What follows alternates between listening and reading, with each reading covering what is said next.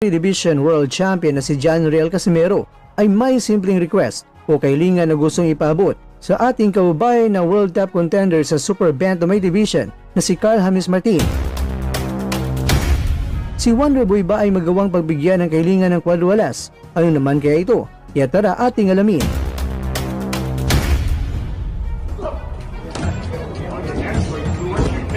Juna Sultan, nagpakita na ng patunay. Ibinahagi na ang video na kanyang pambubugbog sa boksinggerong Meksikano sa kanilang sparring. Malaki man kay Sultan pero pinatikim ng Ching Chang Fu. Ito po galing mga kwento ang balitang ibabagi ko sa inyo. Kaya tara, kwentuhan na.